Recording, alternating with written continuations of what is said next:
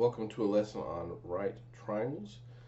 In this lesson we will be defining the 6 common trig functions which we'll be using for the entire semester. We'll also look at how we can use those functions to compute exact values for 30, 45, and 60 degree angles, whether given in degrees or in radians. And we'll also look at using technology to approximate trig values for other angles, and then we'll look at an application involving right triangles at the very end. So when we think about our 6 trig functions, we want to think about a right triangle, and again, right triangle has a 90 degree angle, and the opposite side of that 90 degree angle is the hypotenuse, which leaves 2 other angles in our triangle.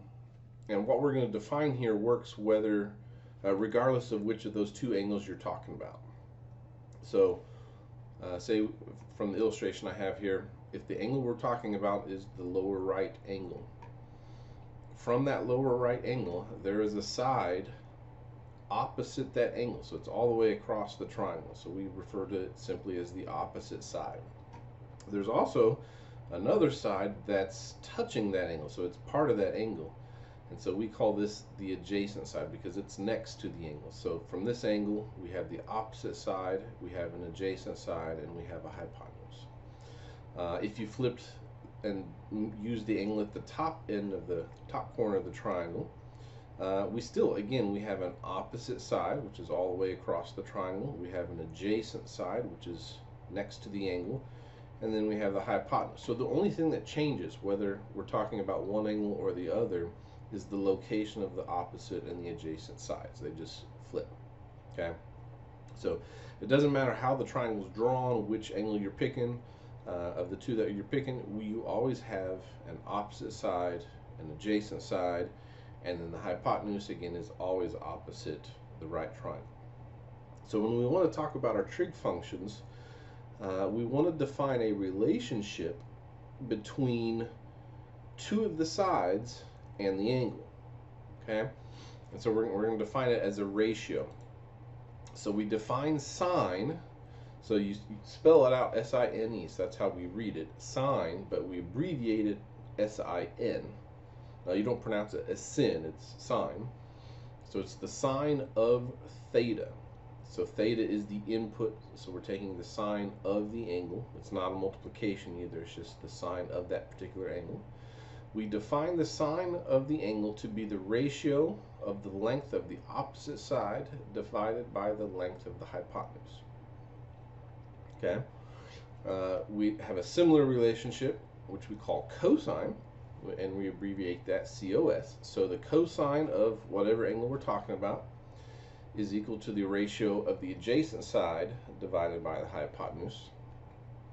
And then the third one is tangent. So the tangent of the angle theta is equal to the ratio of the opposite side divided by the adjacent side. So it's giving us a relationship. You know, the bigger the angle means the larger this ratio is going to be. So it gives us a relationship between, sine gives us a relationship between the opposite side versus the hypotenuse. Cosine gives us a relationship between the adjacent side and the hypotenuse. And then tangents giving us a relationship between the opposite and the adjacent sides. So these 3 by themselves are the 3 most common, most used trig functions. And we definitely want to make sure we know these and how to work through them because we're going to be using them all semester long. Sometimes it's easy to kind of get the relationships mixed up, and so there's this abbreviation. Some people may pronounce it as SOHCAHTOA, but the SOH means it refers to the sine being opposite and hypotenuse. Cosine is the adjacent over the hypotenuse, and tangent is the opposite over the adjacent. So if you find that helpful to use, feel free to use it. It's pretty common. There are 3 more functions that we can define, and they're just the reciprocal relationships to these 3. Okay, so we have cosecant, secant, and cotangent. So cosecant, which we abbreviate as CSC, it defines the relationship or is defined as the relationship between the hypotenuse over the opposite side. Secant, which we abbreviate as SEC, so the secant of theta is defined to be the ratio of the length of the hypotenuse over the length of the adjacent side. And cotangent, which we abbreviate as COT, the cotangent of theta is defined to be the length of the adjacent side divided by the length of the opposite side. So sine and cosecant are reciprocals of each other, cosine and secant are reciprocals of each other, and then tangent and cotangent are reciprocals of each other. And again, we'll see all 6 of these as we go through the semester, but definitely the first 3, sine, cosine, and tangent, are the most common, the most used. So let's kind of explore some examples with these. So for the first one, if we're given a right triangle and we're given an angle theta, and we can see that the opposite side of the triangle has a measure of 9 and the hypotenuse has a measure of 12, we want to figure out what is the exact value of all 6 trig functions. Well, to do that, we have to have all 3 sides of the triangle. So we can find that missing side by using the Pythagorean theorem. So we know, just let's say the missing side is x, so x squared plus 9 squared has to be 12 squared. If you solve that, you get x is equal to the 3 square root of 7. So we can, if we fill in our triangle, we now know all 3 sides. So if we want to find our trig functions, remember sine, let's start with sine, is the opposite over the adjacent. So the sine of angle theta, would be 9 over 12. So, and 9/12 would reduce to 3/4. So the sine of this angle would be 3/4. Cosine of the angle is the adjacent over the hypotenuse. So cosine would be 3 root 7 over 12. And 3 root 7 over 12 would reduce down to a root 7 over 4. And then tangent of theta, tangent is the opposite over the adjacent. So that would be 9 over 3 root 7. And 9 over 3 root 7 would reduce down to 3 over root 7. So those are the 3 main ones. And again, we can find the other 3. Cosecant is the hypotenuse, which is 12, over the opposite. So not 12/9, which reduces to 4/3. Secant is the hypotenuse over the adjacent, so 12 over 3 root 7, which will reduce down to 4 over root 7. And then cotangent would be the adjacent over the opposite, so 3 root 7 over 9, which reduces down to root 7 over 3. And notice these 3 values are just the reciprocal of the first 3 that we found. Say in a similar type of problem, we're told that cosine of theta is equal to 8/17, and we just know it's an acute angle in some right triangle. So we don't have a picture of the triangle, we just know cosine is 8/17. So this 8/17 could be a reduced fraction, it could be the exact fraction, but we can just use it to determine at least 2 of the sides of the triangle. So we know cosine is the adjacent over the hypotenuse. So let's draw a triangle, and we know 8 has to be the adjacent side and 17 has to be the hypotenuse. So it doesn't matter where you put the angle, which of the 2 angles you put as theta, just pick one and work with it. So again, in a similar situation, we have 2 of the sides, and so we need to use the Pythagorean theorem to find the third. So if we let x be the unknown side, we have x squared plus 8 squared equals 17 squared. Solving for x gives us 15. So we know this side over here is 15. So the sine of theta, so the sine of angle theta is the opposite over the hypotenuse, so that would be 15/17. Cosine, we already know, it's 8/17, it's the adjacent over the hypotenuse. And tangent is the opposite over the adjacent, so it's 15/8. And again, to find the other 3, we could use their definitions. So cosecant is the hypotenuse over the opposite, so 17/15. Secant is the hypotenuse over the adjacent, so 17/8. And cotangent is the adjacent over the opposite, so 8/15. And so again, if you compare these, notice that these three values are just the reciprocal of the first three that we found.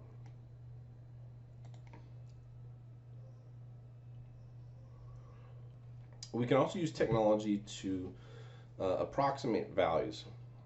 So in this example, we have a right triangle. We know we have a 53 degree angle, and we know the opposite side is 25, and the adjacent side is the unknown. That's what we're trying to find. So which trig function gives us a relationship between the angle, the opposite side, and the adjacent side? So we don't need to worry about the hypotenuse, it's just opposite and adjacent. Well, opposite and adjacent is tangent.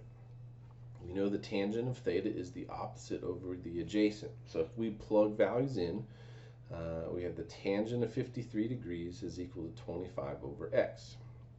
To solve for x, we can multiply both sides by an x, and then divide the tangent of 53 degrees. So we have x equals 25 over the tangent of 53 degrees.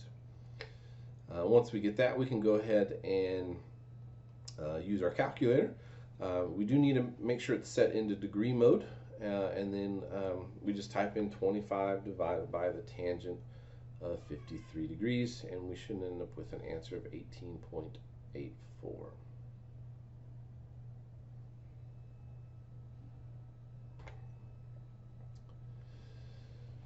We really want to hone in on some of these specific angles. We have two special triangles that we're looking at. We have a 30, 60, 90 triangle, and then we have a 45, 45, 90 triangle. And so we know that the measures, the ratios, so to speak, the relationship of the three sides for 30, 60, 90 is that if the hypotenuse is a length of 1, the side opposite the 30 is a half, and the side opposite the 60 degrees is root 3 over 2. And if we look at the 45, 45, 90 triangle, this is actually an isosceles triangle. We know that if the hypotenuse is a 1, both of the other sides of the triangle will be a root 2 over 2. So we can use these two triangles to get exact values for our trig functions. So let's start with 30 degrees. If we wanted to do the sine of 30 degrees, so remember, sine is the opposite over the hypotenuse. So we're going to say the sine of 30 degrees is 1/2 divided by 1, which turns out to be a half. So we know always exactly that the sine of 30 degrees is equal to a half. Okay. Similarly, for cosine, we know cosine of 30 degrees is going to equal the adjacent side over 1. So that's going to be root 3 over 2 over the 1, which turns out to be root 3 over 2. And we know tangent is opposite over adjacent, so tangent is going to be 1/2 over a root 3 over 2. And it turns out that the 2's cancel and you're left with a 1 over root 3. And again, we could do the cosecant, secant, and cotangent of this as well. 60 degrees. So for 60 degrees, the sine of 60 degrees, opposite over the hypotenuse, 60 degrees is going to be root 3 over 2 over 1, which is root 3 over 2. The cosine of 60 degrees is adjacent over hypotenuse, so 1/2 over 1, which is a half. And then the tangent of 60 degrees is root 3 over 2 over a half, and again the 2's cancel and you're left with just a root 3. All right, and then 45 degrees. So, and it doesn't matter which of the angles you pick because they're the same, but the sine of 45 degrees is going to be root 2 over 2 over the 1. So sine of 45 degrees is just root 2 over 2. In the same way, cosine of 45 degrees is root 2 over 2 over a 1. So cosine of 45 degrees is root 2 over 2. And then tangent, since both of the opposite and the adjacent side are the same, the tangent of 45 degrees turns out to just be a 1.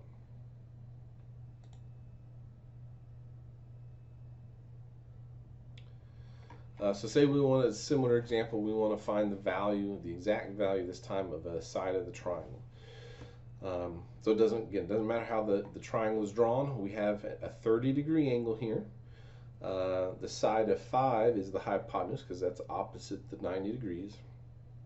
And then we have the unknown side, which is next to our 30-degree angle. So that makes this the adjacent side.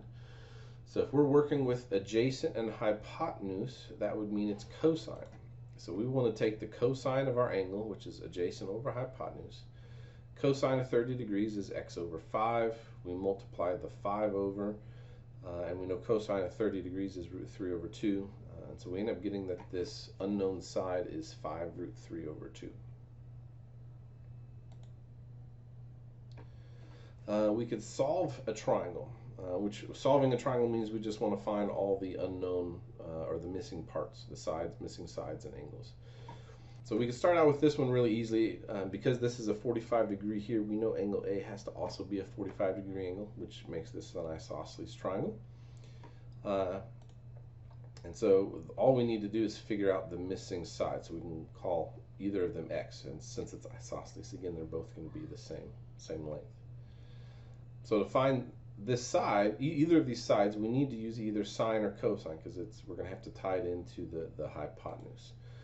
So let's do sine. So we know the sine of angle C, which is 45 degrees, has to equal the opposite over the hypotenuse. So it's going to equal x over 34. And we know sine of 45 degrees is root 2 over 2. So if we multiply both sides by 34, we get 34 root 2 over 2, which turns out to be 17 root 2. So the unknown sides are 17 root 2. And again, since it's isosceles, that accounts for both of the sides there. So we now know angle A and C are both 45 degrees. Angle B is our right angle. The hypotenuse is 34, and then the other legs of the triangle are 17 root 2.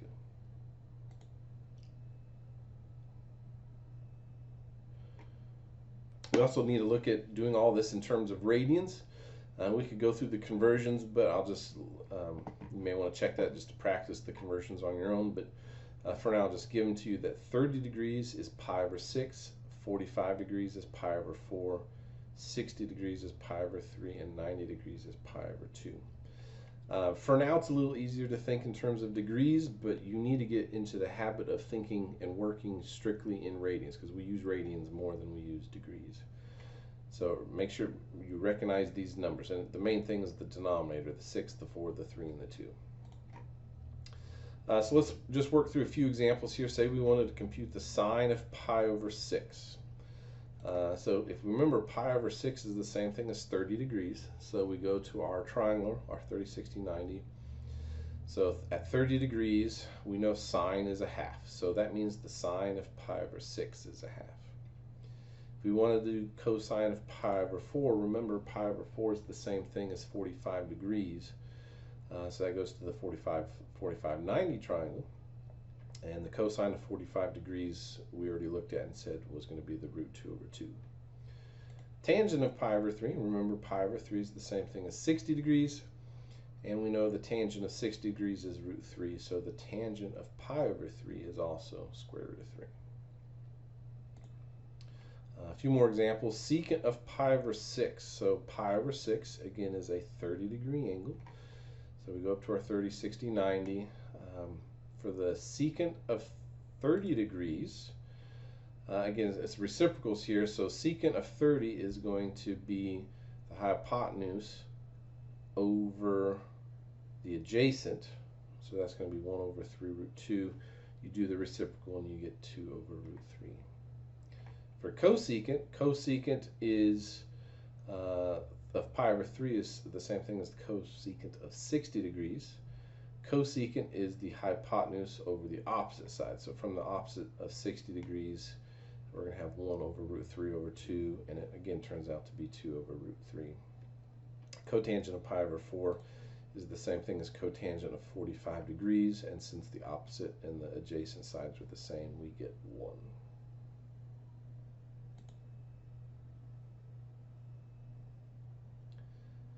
All right, let's look at just one application here.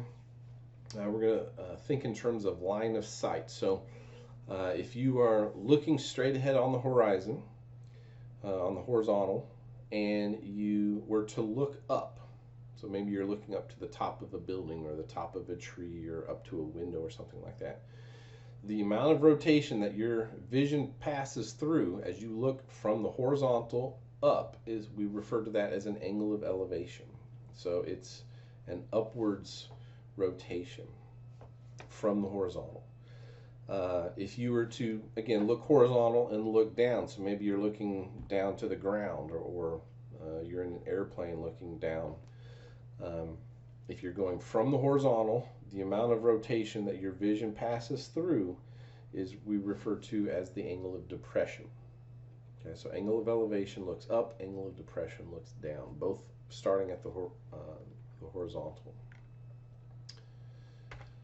Okay, so just as a simple example, say we have during a water skiing competition, Susie had to jump off an inclined ramp.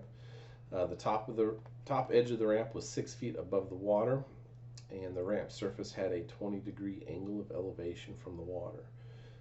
So with all applications pretty much here, think in terms of right triangles. So it might help first if we draw that. So we're going to draw a right triangle. The angle of elevation would be sort of in the bottom angle between the horizontal and the hypotenuse. And then we know the opposite side has to be 6 feet because that's how tall the ramp was. So the first thing we want to figure out is what is the length of the ramp surface. So which of the legs of the triangle is that? That would be the ramp surface, which is the hypotenuse. So to find the hypotenuse, we'll just call that x. So from the 20-degree angle, we're dealing with the opposite 6 feet and the hypotenuse x. Opposite hypotenuse is sine. So we know the sine of 20 degrees has to be 6 over x. We multiply both sides by x and divide by a sine of 20 degrees, and then we're going to use our calculator. Make sure it's in degree mode, and you should get x equals 17.54 feet. Next, we want to find what is the horizontal length of the ramp. So the horizontal length would be the bottom side of the triangle. And so when we're dealing with a 20-degree angle, the opposite 6 feet, and then the adjacent x unknown. Opposite and adjacent is tangent. So we know the tangent of 20 degrees has to be 6 over x. We solve it in pretty much the exact same process, and we get that the bottom horizontal side of the triangle is 16.48 feet. Lastly, what is the slope of the ramp? So in our triangle again, we have our 20-degree angle and we have an opposite side of 6 feet. Just thinking in terms of algebra, when you have slope, that is rise over run. So rise is the vertical 6 feet. Run would be the adjacent side. So we're thinking, what is the opposite side over the adjacent side? And we've already talked about this. Opposite over adjacent is the same thing as tangent. And the opposite over adjacent is then going to be equal to the tangent of 20 degrees. And if we just compute the tangent of 20 degrees using our calculator, we'll get 0.36. So that means the slope of the ramp is 0.36 feet per feet. So every horizontal foot you travel, you're going to go up 0.36 feet.